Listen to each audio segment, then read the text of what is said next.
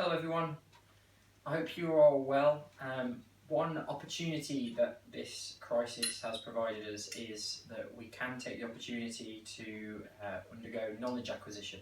As much as we can't train in the dojo in a regular way that we would, it's not an opportunity not to learn lots of new things. So what I'm going to do in this video and a couple of subsequent videos that will follow is we're going to go through in detail the first kata that is covered in the Nicho Kobudo system, which is commonly called Nicho Sai.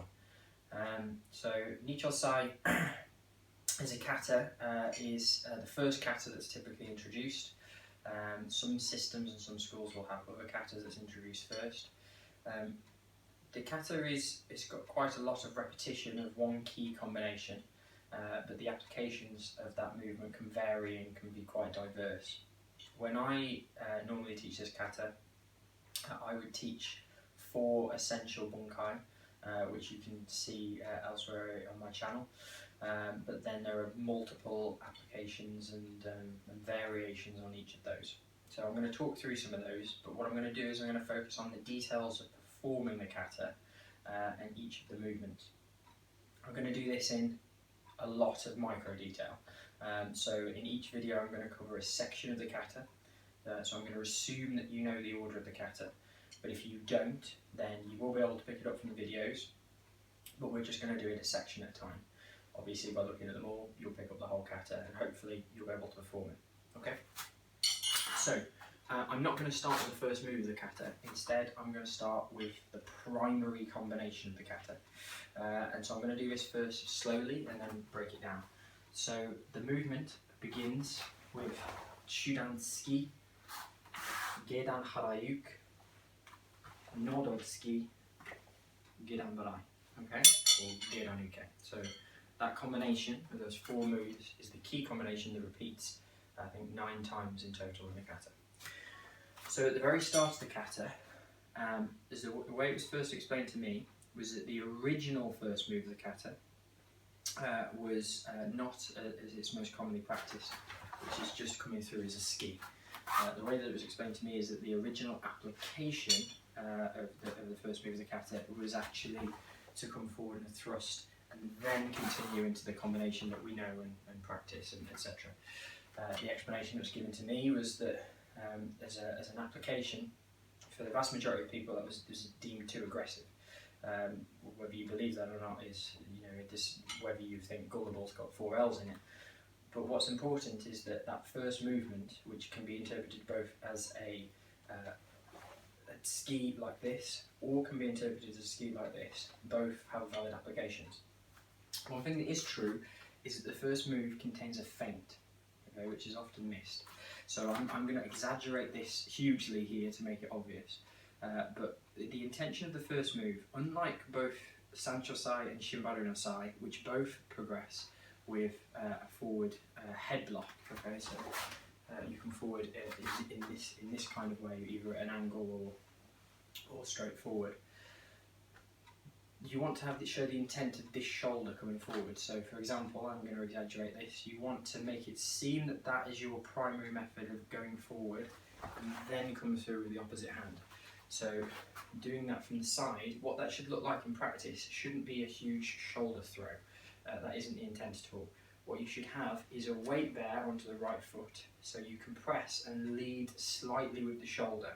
What you're actually doing is priming the hip, so the right hip is contracting, and then from there, jumbi is a preparation, so I would have that as a kamae, then through into Tchaikovsky. So let's just talk about the details of Tchaikovsky first. First of all, so there is some debate as to the position that's best for Tchaikovsky. When I do ski in this particular format, and just to be clear, in the Nicho Kobudo schools it's often done here, in other systems it's quite often done here. In Nicho, because it's vertical, or in a tate position, my advice would be to make the kashida, the pommel, and the sai, off-centre. The reason for this is when you actually strike the torso, if you strike at the centre, the sai will actually connect at an angle. and so what will happen more commonly than not is that the sai will kink out. So what I would advocate is being slightly off-centre and aiming either directly for the liver or the spleen. So because the body is curved, and obviously the angle that you come in at is off-centre, what you end up getting is one, penetration directly onto a vital organ, which helps, but also you tend to stick the target slightly better. So from this first position, we come one and then sink, so that we want to take into a nice stance. Now I'm going to talk about some variations here that you need to make some conscious choices about.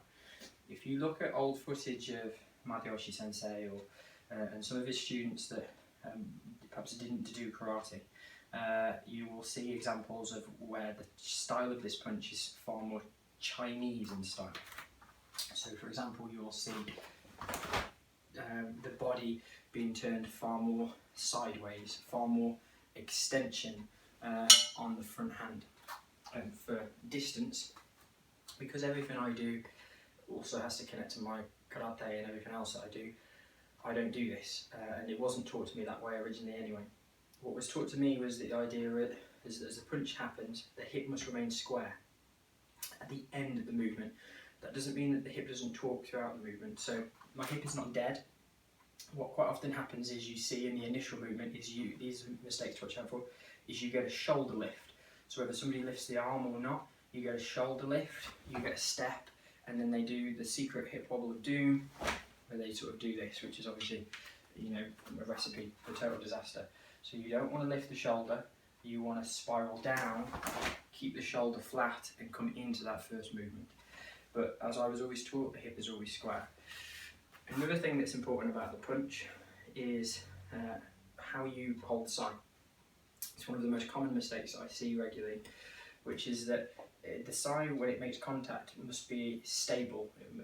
You can't hit it and have any sense of the tip being able to wobble. So the primary thing with the sai when you're holding it is obviously, it obviously goes into your hand here. This grip, by the way, I would say is gyakute mochi. So this is honte mochi, gyakute mochi, tokushi mochi.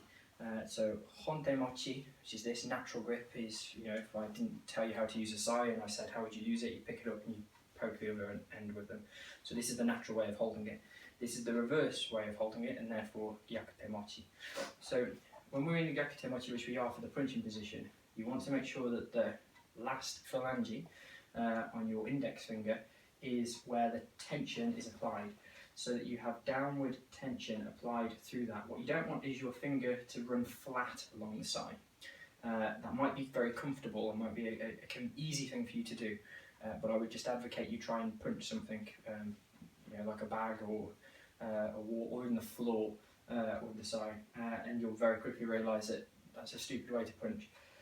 You'll have very little control over the sai the moment it makes contact. So it's really important that you have downward pressure applied through the end of your finger. That creates a pinch, and therefore the back end of the sai has to come and be pinched tight into the forearm. It's no good having it pinched flat on the inside of the elbow. As much as that forms a stable frame against the arm, you're not protecting your outer forearm, and it's essential that you do that. So if you consider your arm like a box, it's really important that the sai sits on the outside edge of that box, okay? So that when you actually apply the punch, you don't just simply come through, but you have that downward pressure being applied through the end of the finger to make sure that the actual final bit of kime in the strike penetrates down, and that's really, really important. So the first move again, so we have 1, 2. So that's just the first movement. Now let's move on to the second movement in the main combination. So after we've done Chudan Ski, the next movement is Geidan Harajuku, which is like so. Now I'm going to break this down into 2 phases. I'm going to break it down into the way I would encourage you to practice it initially, and then the way I would encourage you to practice it to develop. The way that I would encourage you to practice it initially is your primary objective is the Geidan Harajuku block itself, the final phase, this block. And so with that block in itself, lots of people just do it without ever really thinking about it, and don't really think about the challenge that block presents. And the challenge is this: if you're blocking a bow, which is fundamentally a 6-foot lever, you're blocking it with your sai, which is fundamentally a 1 foot lever, which is being held in position by an even smaller lever, your hand, your wrist. Your wrist is just simply not built to the same mechanical advantage that you ultimately would need to stop a serious strike of the bow. When most people block with the sai and sort of do this against the bow, the person with the bow is to simply be nice. So there's a couple of things you've got to consider. You've got to make sure that you maximise the mechanical efficiency of your block. When you actually do any techniques against a person, you must make sure that you create a good angle. So if you're not 90 degrees to your partner when you're actually blocking, your block is highly unlikely to work. Now there are several variants that you can apply with your stance to put weight into the correct position, but the kata indicates neko ashidachi, or a slightly wide neko ashidachi. So from this position, the most common thing I would advocate that you do first is that you focus on, as the preparation with the sai comes, at some degree of elevation, and then focus on the initial block having your body weight drop. So you want your weight to be behind the sai, and so that you get a genuine sink. When you do this against the bow, I would actually advocate that in most cases it's better to shift in so that your mass and momentum is behind your block, but at an angle. So I wouldn't preference kata stance as the first stance I would use to do this. I would use a shorter weight forward stance, more like sanchin, and then taking an angle is even better, but the kata says neko ashidachi. So from here we want that initial lift, and you want to focus on that hip movement, so hips coming down to a hanmi motion. The next thing to look at is the line of the sai. So just on the block itself, a couple of basic things. Number one, make sure that the sai doesn't fly way outside the body. So quite often you'll see one, this, and then through. It's a total waste of time at going out there. You only want to cover just past your body line. So from here, you want and just past the body, no further. It's really important that the sai becomes a natural extension of your arm. This is a very common thing. You see this natural kink. Well, then I'm going back to that idea of where the lever is in my wrist. This mechanically is going to be really, really weak. Any force applied here is almost certainly going to buckle the sai. So it's really important that as we're here, that we naturally extend out along the line of the index finger to make sure that the sai completely comes through. So don't simply be satisfied by blocking to here, have that extra push and connect it to your hip. So your initial goal is simple, it's to connect the block with the hip and the drop. Okay, that's your initial goal. To get those three things. Without those three things, the rest of the block is simply irrelevant.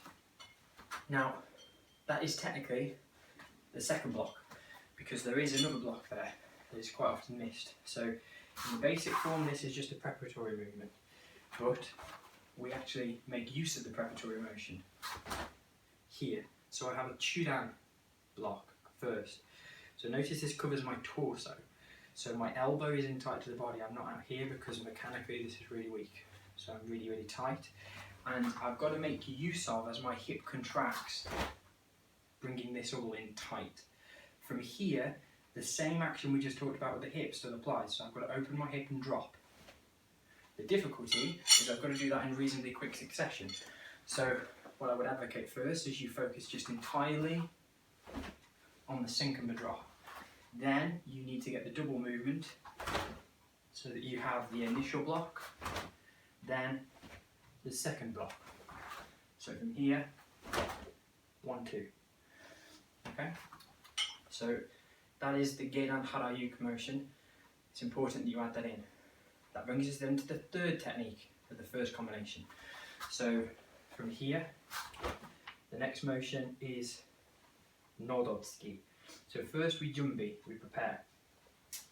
In this kata, the inside tang is up at a 45-degree angle. So if that's horizontal, it's up at a 45-degree angle. And as you thrust, you're going to rotate through a 90-degree angle so that the tang is down by the time you finish this thrust. So if you can imagine, if I miss, that would come in to nod on into the throat. But we start the preparation there so you get that drill and that spiral as you come through. You also want to make sure that from this position, notice, watch the hips. So in this position, my hips will open to give me power in that drop, but I'm going to square my hips here. Now, there's variations of how you can do this, but the primary way is I'm going to root my back foot, push off my back foot, plant, use the hip, and then go into the thrust. So from this position, 1, 2. When you're doing this in application, what you may find that you prefer to do is to drive. Okay, but in the kata, we typically don't do that. So another variation you can think about is adding a circular pull as a circular block first before coming through, which is again is a nice application. If you wish to practice the kata in that way, it's not wrong. From here, after you've done the thrust, obviously your hips are in, your final thing is to clean catch and then get a nuke. It is a hard block, so it shouldn't be soft, okay? And quite often, when you first learn, you would make the catch clean and then come in. But it should typically be one action, and again the hip is dropping in and you're trying to make sure that you get power and your body in a turned handy position, so that as you then step through, your hip is going to square into the next punch. So the first section of a kata, done slowly, begins to look like so. So we have Chudan-tsuki, Gedan Harayuk, Noro-tsuki, Gedan-uke. We then step through, again square the hip. It's exactly the same technique on the left hand side. And then a third time, and then double punch. So that is only the first section of the kata and just covers the primary combination. Hopefully, from looking at that and breaking it down, you can see that there are plenty of details in there that should make a difference to your performance of this section of the kata. So check out the next video where we will look at the next section, which covers the head block and then moving forward. So I hope you enjoyed the video, guys. I hope you found it useful. You can see a very old version of me performing this kata from many years ago on the YouTube channel. I'll put that in the link below. If you've got any questions, please feel free to ask. And as always, look after yourself, stay safe, see you in the next video.